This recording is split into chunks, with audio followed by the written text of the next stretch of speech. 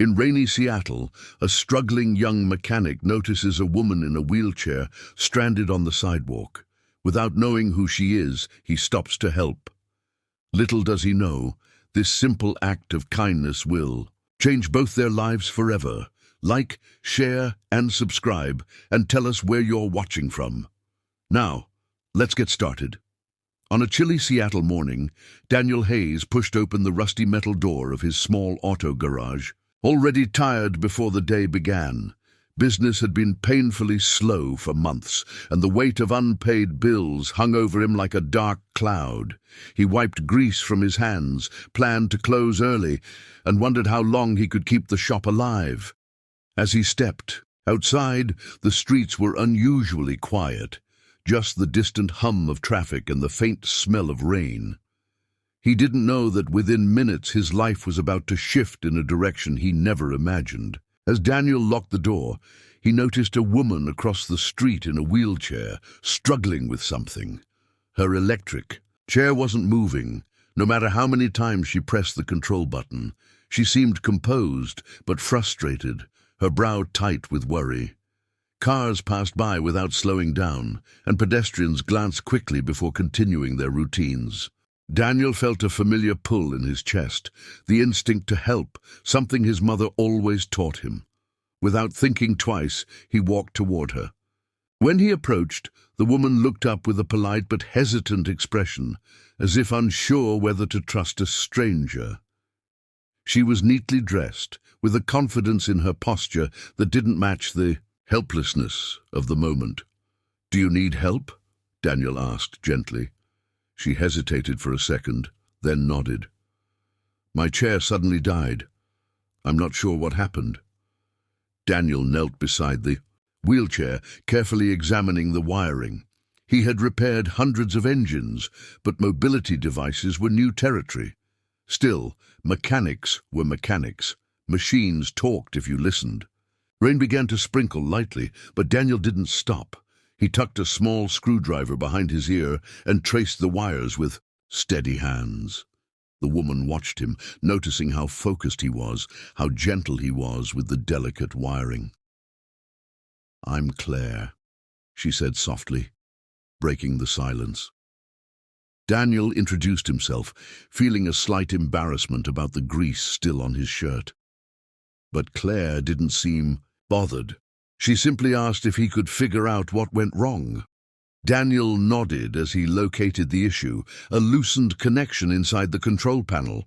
He worked quickly, tightening a screw, reconnecting a loose cable, and shielding the components from the drizzle. Claire asked him if fixing cars was his passion. Daniel laughed lightly. "It's what I'm good at," he said, though truthfully he sometimes wondered if life would ever offer him something more. Claire listened quietly, sensing his honesty. She didn't reveal much about herself, but her tone carried a calm authority that Daniel noticed. Still, he didn't pry.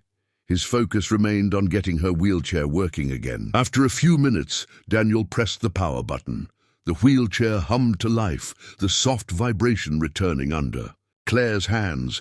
Her face instantly lit up with relief. She tested the controls, moving forward and backward smoothly. "You did it," she said, her smile warming the cold air around them. Daniel shrugged modestly, wiping his hands on his jeans. "Just needed a little attention," he said, but Claire looked at him differently, like she saw something deeper than a simple fix. She asked him for his phone number, surprising him. "In case it breaks again," she explained quickly. Daniel hesitated, unsure why someone like her would need his help twice, but he gave it anyway. Claire thanked him again, her voice carrying a sincerity he rarely heard from strangers. Before leaving, she glanced back at him once more, almost as if memorizing his face. Daniel stood there, confused but curious, watching her disappear down the sidewalk as the rain grew heavier. As Daniel walked back to his garage, he replayed the encounter in his mind. There was something different about Claire, something he couldn't place. She wasn't just another passerby in trouble. She had a quiet confidence, a presence that lingered even after she wheeled away. He wondered who she was, what she did, and why her energy felt so unusual. But he brushed off the thoughts. People came and went. Nothing extraordinary ever happened in his life. He returned to his tools, trying to refocus on reality. The afternoon passed uneventfully. Cars barely stopped by, and Daniel sat on an old stool, feeling the cold sink into his bones. The memory of Claire's grateful smile replayed in his mind, making him feel oddly lighter, even if only for a moment. He didn't expect to hear from her again, but there was a quiet hope he didn't want to admit. He closed the shop at sunset, the orange glow casting long shadows across the worn concrete floor. The day had started like any other, yet something felt different now. That night, Daniel cooked a simple meal in his small apartment, the kind of dinner he'd grown used to, nothing fancy, just enough to get by. As he sat at the table, he thought about how tough things had been lately. His friends had moved on to better jobs, better lives, while he stayed in the same place. But helping Claire reminded him of who he was, someone who showed up, someone who did the right thing even when it wasn't easy. He didn't know why that mattered so much, but it did. Before going to bed, Daniel checked his phone one last time. No new messages. He chuckled at himself for expecting anything.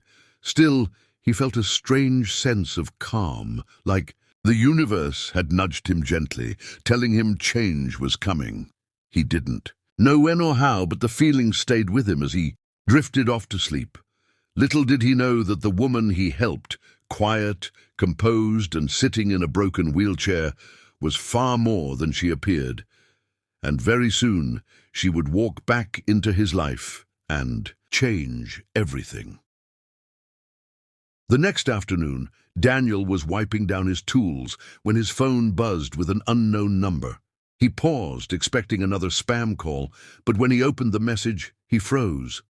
It was Claire. She wrote politely, asking if he could come to a downtown address because her wheelchair needed a small checkup. Daniel reread the text twice, surprised she actually reached out. He typed back a simple confirmation, grabbed his tool bag, and stepped out. He didn't know what to expect, but something about her message felt important, as if this visit wasn't going to be ordinary. As Daniel approached the address, his steps naturally slowed. This wasn't a neighborhood or an apartment complex. It was a massive glass skyscraper rising like a monument in the middle of Seattle's business district. The building shimmered under the afternoon sun, reflecting clouds like a mirror. Western Technologies Headquarters, the sign read. Daniel swallowed hard. Why would Claire ask him to come here? His heart thumped, part curiosity, part nervousness. He almost turned around, but the security guard near the door waved him in as if expecting him. Inside, the lobby looked like something out of a magazine. Tall ceilings, marble floors, and corporate professionals moving with purpose. Daniel felt oddly out of place in his faded jeans and oil-stained jacket. A receptionist greeted him politely and asked his name. The moment he said Daniel Hayes, she smiled knowingly and called upstairs.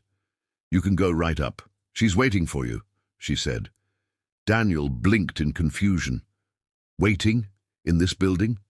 For him? A guard escorted him to a private elevator, making him feel even more out of his element. As the elevator ascended, Daniel stared at his reflection in the stainless steel walls. He suddenly wished he had changed clothes, maybe combed his hair, done something to blend in with the sleek professionalism surrounding him.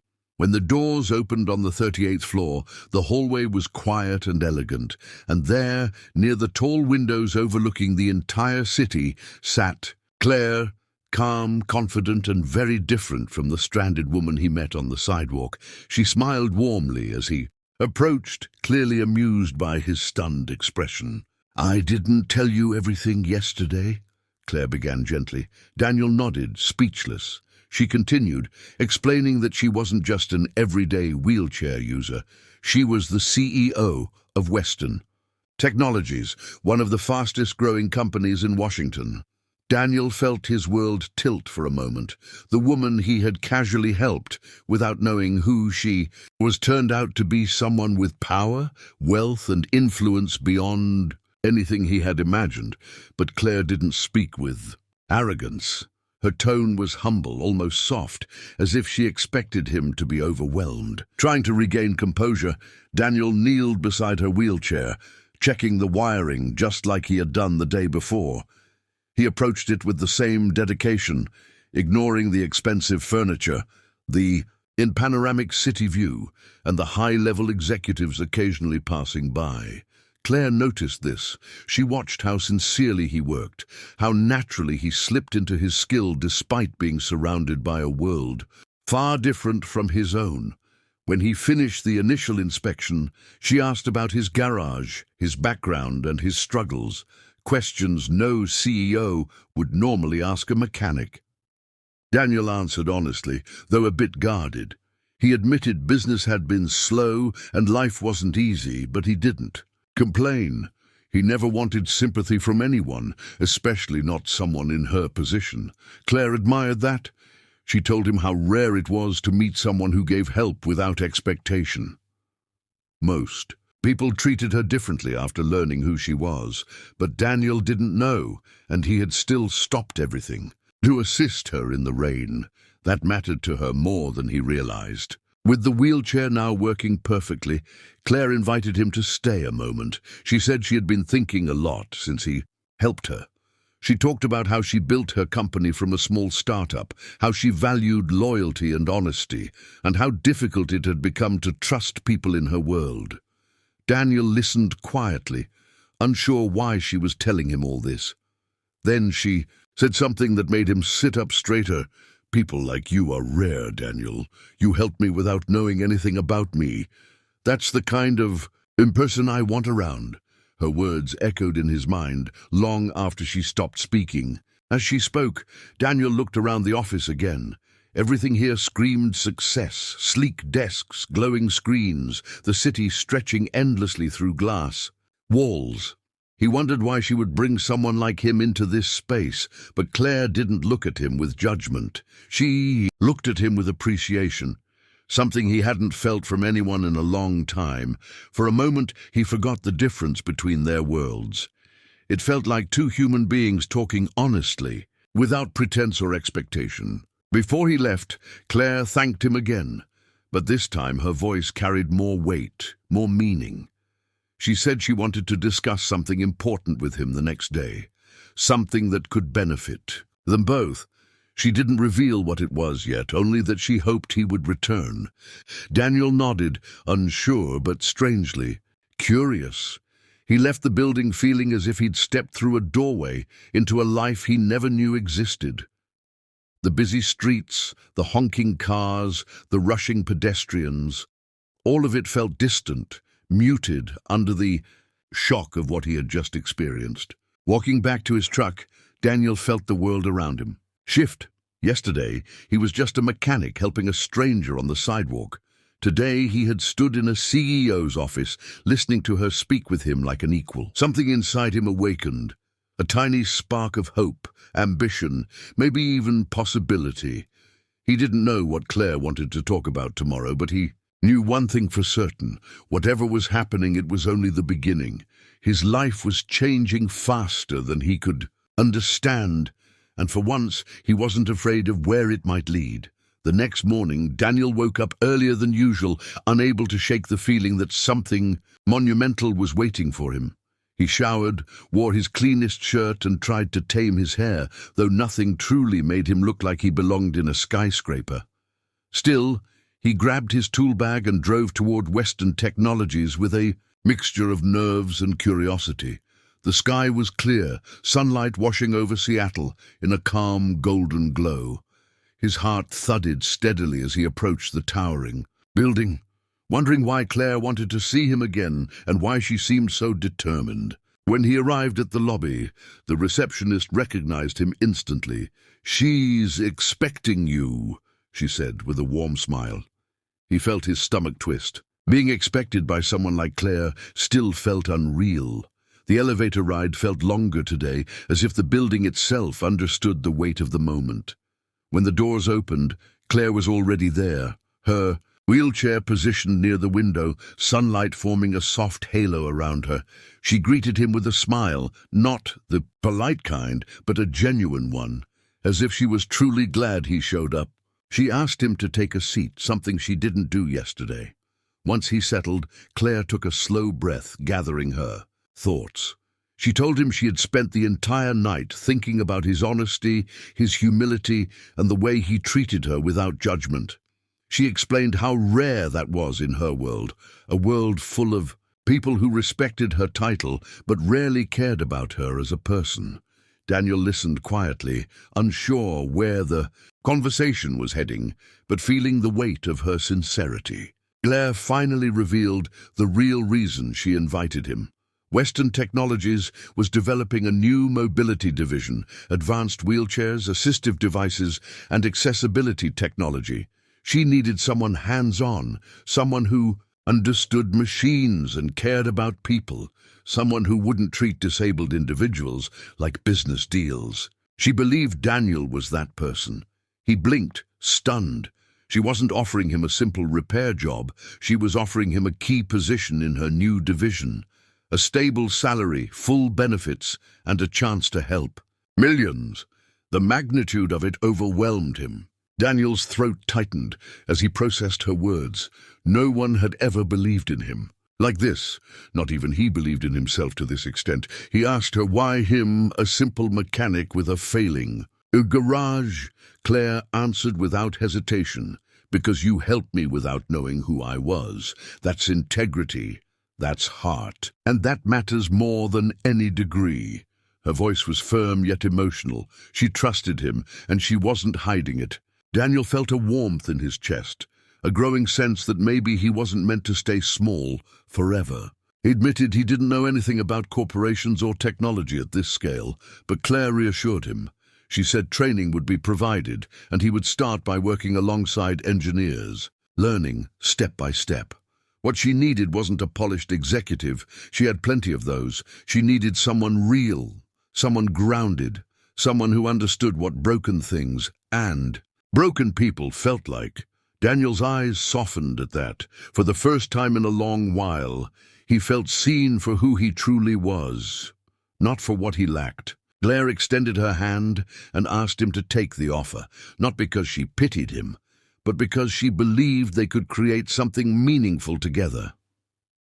Daniel took a deep breath, feeling years of struggle, doubt, and exhaustion melt away. He nodded slowly. "Yes," he said, his voice steady. "I'll do it." Claire's smile widened, relief and happiness shining in her eyes. It wasn't just a business decision for her. It was personal. She felt a connection, too. One built on trust and respect, rather than titles or money. After discussing details with her team, Daniel walked out of the meeting with paperwork in his hand and a future he never imagined. The wind outside felt different, lighter, almost like it was, celebrating with him. He stood near his truck, staring at the contract, still unable to believe it was real. His life had shifted in a single moment, all because he stopped to help a stranger who turned out to be a CEO. But deep down, he realized something important. He didn't help her because of who she was. He helped her because of who he was. As he drove home, he thought about the path that brought him here. The struggles, the loneliness, the long nights wondering if things would ever get better. Now, everything felt new. Claire had given him an opportunity, but more importantly, she gave him confidence. And as for Claire, she watched him leave from the 38th floor. Feeling grateful, he stepped into her life that rainy morning. She didn't often trust people, but Daniel had proven himself without trying. Their worlds were different, yet somehow they fit, and both sensed that this was only the beginning of something far bigger than either of them expected.